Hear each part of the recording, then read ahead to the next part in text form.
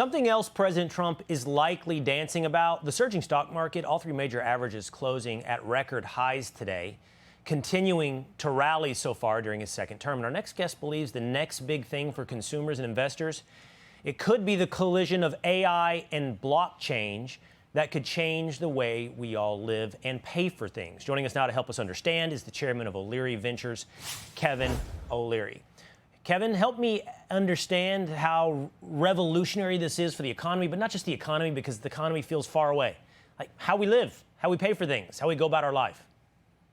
So in the last 9 months, lots has changed. Number one, we had regulation on stablecoins, which is effectively digital payment systems. That's very important. It's now law and legal.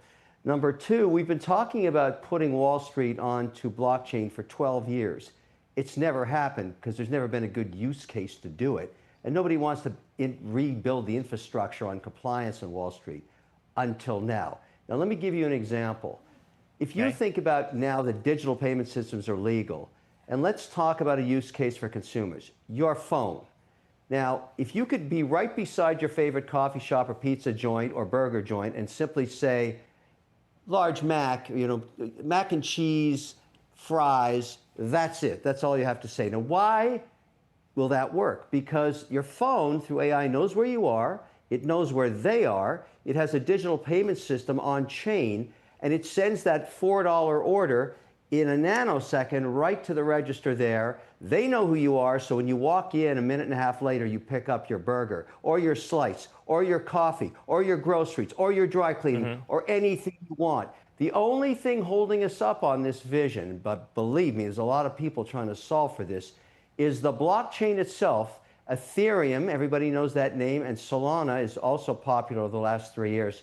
They're too slow because you're going to be doing 100 million transactions around the world every minute.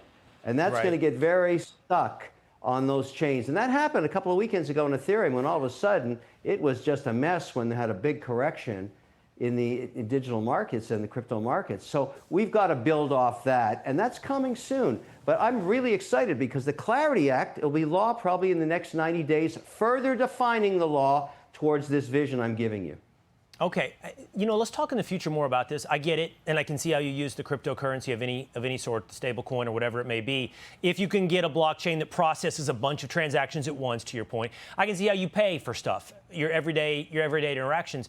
I'll be curious as we move in that direction, Kevin, what the effects are on inflation, the lack thereof, the controlling of inflation.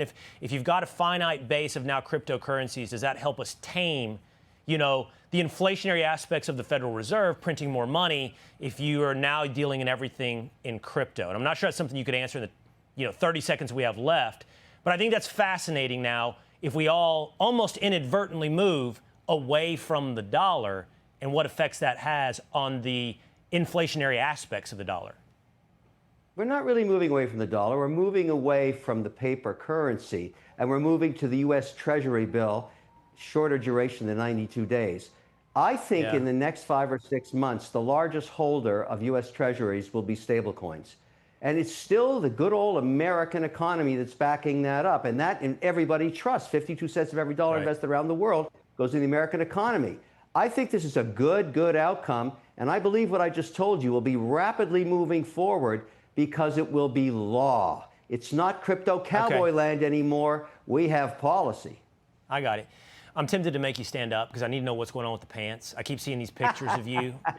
Look, right now, if I'm guessing, you got some type of pajama pant bottom on. Right now, be honest, Kevin. If you have to stand up, stand up. Listen, this is called post-pandemic chic.